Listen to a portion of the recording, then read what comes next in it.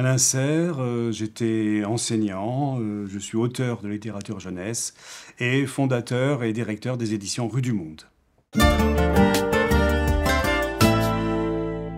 Alors, 3 mots pour raconter une longue rue comme ça, c'est pas facile. J'ai envie de dire culture, mais culture avec un S peut-être. Puis je dirais engagement quand même, hein. Et puis derrière, j'écrirais bien le mot enfant, mais bon, un peu plus vif, j'écrirais cornichon. Voilà, culture, engagement et cornichon.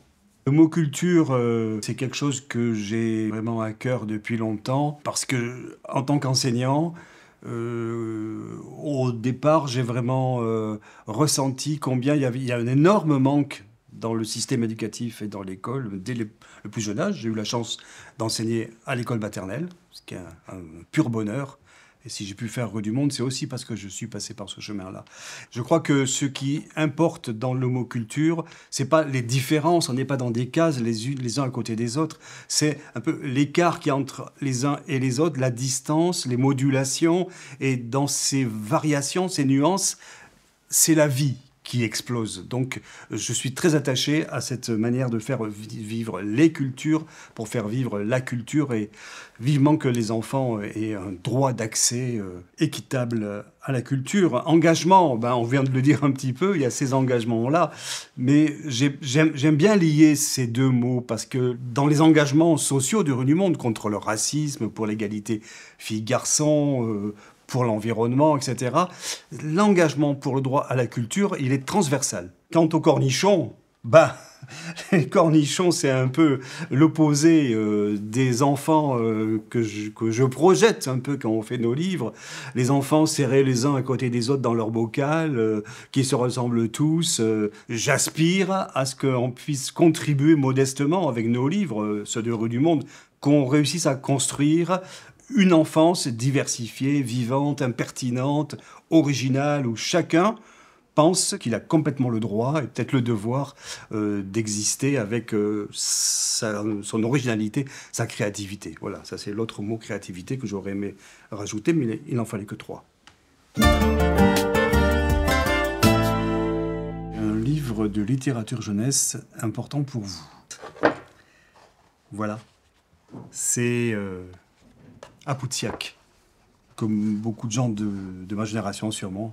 Il y avait quand même très peu de livres à la maison, il faut bien le savoir, très très peu de livres. C'est aussi pour ça d'ailleurs qu'il y a chez Rue du Monde cette espèce de combat pour le partage de la lecture.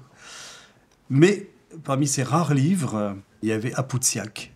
C'est un livre qui m'a d'emblée fasciné. C'est là que je prends la mesure, 60 ans après, plus de 60 ans après, de la force des images. Je revois ces images comme si c'était hier que j'ouvrais le livre. C'est incroyable, hein. Voilà, et je me dis qu'être entré dans les livres par Apoutsiak, c'est entrer par la grande porte, sûrement, la porte qui va à l'autre bout du monde, pour connaître des gens qui vivent mais tellement différemment de nous.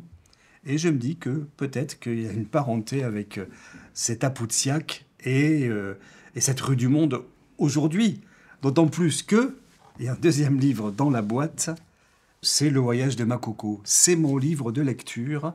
Quand j'étais au CP, j'ai appris à lire dans ce livre. Et de page en page, on voyage dans un tour du monde, je dirais, folkloriste bien évidemment, et sûrement assez colonialiste aussi. Mais entre Apoutsiak et Makoko, j'avais une sorte de voie qui était ouverte, un dépaysement total. À cette époque, il n'y avait pas la télévision chez moi, hein, il faut bien le savoir. Et c'était les images du monde qui venaient jusqu'à moi. Et alors, j'ai compris que en dessous, là, vous m'avez mis une magnifique surprise, mais vraiment émouvante. C'est qu'on a la chance, dans cette bibliothèque de l'Heure Joyeuse, de posséder les originaux de Paul-Émile Victor, les originaux d'Apoutsiak. Ouah, moi, 650 livres après avoir démarré Rue du Monde, je vibre toujours autant avec des originaux. Un livre qui vous a donné envie de devenir éditeur. Je vais dire 2 mots peut-être quand même sur l'expérience très particulière qui a été la mienne. C'est que j'ai eu la chance d'être plongé d'emblée dans ces premières animations qu'on a fait dans l'histoire de la littérature jeunesse dans le pays, dans ces années 80, là. Et donc, j'ai produit des histoires avec les enfants. Et j'ai eu l'audace, l'impertinence de donner des formes à ces productions d'enfants pour que ça devienne des livres que j'ai pilotés. Je veux dire, j'avais jamais eu de formation dans le domaine de la réalisation de livres, de l'édition. Et ces livres m'ont, je crois, donné envie ensuite de devenir éditeur. C'est ces livres que j'ai faits avec les enfants, dont ce premier est particulièrement touchant. C'était avec des gamins qui vivaient à la limite d'un bidonville dans le célèbre quartier de la Bricarde à Marseille. Voilà, à partir d'une poignée de pattes alphabet, on a fait ce minuscule petit bouquin qui a une grande importance pour eux. On s'est régalé à faire ce livre et dans le même esprit, on a eu ensuite une forme beaucoup plus aboutie avec ces histoires à la vapeur que l'ami Pef a vaillamment illustré. Voilà, et là j'ai appris qu'est-ce que c'était qu'une couverture cartonnée, contre-collée, rembordée, comment il fallait piloter la maquette, une couleur d'accompagnement. Voilà, j'ai découvert comment on faisait un livre en le faisant. Le premier livre que vous avez publié, je ne l'ai pas oublié, bien évidemment, en tant qu'éditeur, aux éditions Rue du Monde. Le premier livre que j'ai publié, le voici, c'est le grand livre des droits de l'enfant. Ce texte de la Convention internationale des droits de l'enfant, signé en 1989, il est fondamental pour toutes les associations qui se battent pour l'enfance de par le monde, mais aussi pour moi parce qu'il définit des droits, bien sûr, élémentaires à l'alimentation, à la santé, mais aussi à l'environnement, à la culture, à la paix. Il définit de nombreuses choses que j'ai envie de partager avec les enfants. Voilà.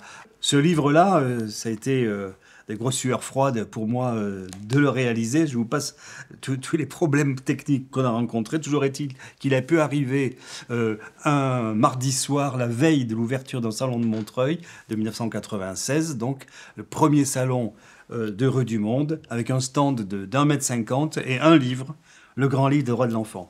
Et c'est à ce moment-là j'ai amené une petite surprise là. C'est le premier document de communication de Rue du Monde, un tout petit document, minuscule. Voilà, il était écrit, la petite formule qu'on n'a pas lâchée depuis 28 années. Les oiseaux ont des ailes, les enfants ont des livres. Un des titres récents que vous avez édité. En général, les livres qu'on préfère, c'est ceux qu'on vient de sortir et les prochains qui sortiront. Je vais vous dire que j'ai quand même craqué pour ce Liberté de Paul Éluard. C'est que ce Liberté d'Éluard, moi je l'ai appris quand j'étais gamin, que j'avais 9-10 ans. Mon maître d'école m'a appris ce Liberté d'Éluard. Et j'ai voulu le faire revivre, là, pour les 80 ans de la libération de Paris, avec un défi, le faire illustrer par une quinzaine d'illustrateurs différents. Et qui viennent de nombreux pays différents, comme l'Espagne, Taïwan, l'Iran. On a magnifique image sur une strophe de Liberté par une toute jeune iranienne qui subit son pays et qui l'adore en même temps. C'est un livre qui me touche, dont je suis fier.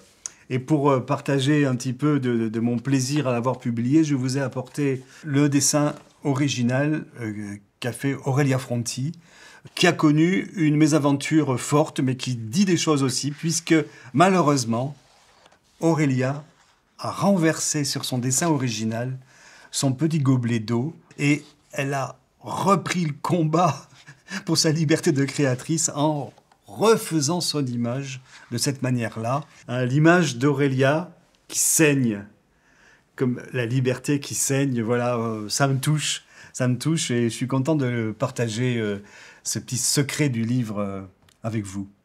Un livre que vous avez édité particulièrement important pour vous. Je choisis un livre fort parce qu'il est aussi emblématique, d'une part, du travail que nous avons accompli au fil des années avec Zahu, magnifique artiste. Et on a beaucoup travaillé à partir d'un vrac de dessins, d'une somme de dessins qu'il publie, et je me suis amusé à construire là-dedans, à faire émerger certaines images plutôt que d'autres, y compléter entre deux images ce qu'il fallait comme autre image pour faire un récit. Voilà, un vrai ping-pong, si vous voulez, créatif. On adore faire ça avec Zahu. Et alors, beau cadeau ici, on me sort des coulisses magiques de l'Heure Joyeuse, carrément des originaux de Zahut. C'est vivant, c'est un trait enlevé, la subtilité de ses couleurs, la vitesse, le mouvement, l'animal qui glisse là-dessus, c'est incroyable. Voilà, je suis toujours sous le charme du travail de Zahut. Avec le dessin de Zahut, on est tout de suite très proche de la vie. Alors les thèmes suivent.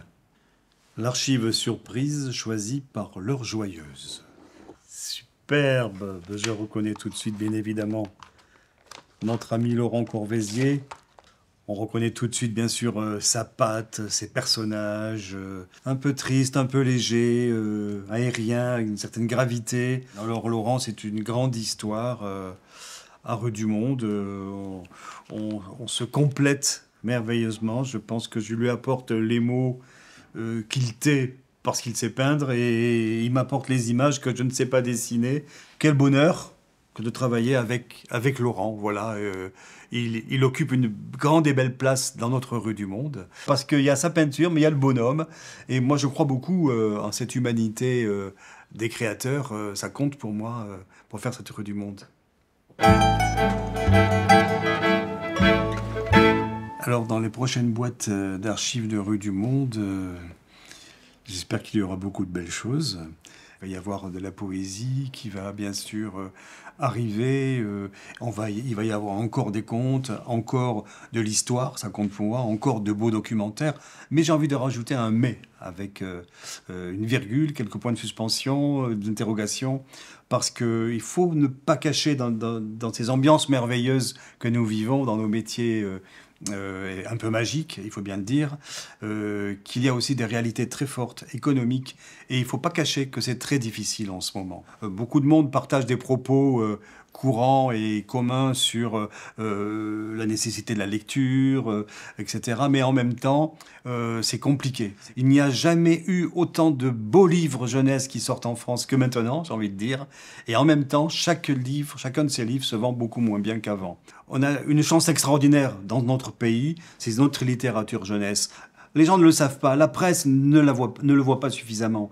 Hein. Eh ben, essayons de protéger cette belle réalisation qui demande beaucoup d'énergie, de sincérité et de vérité. Voilà.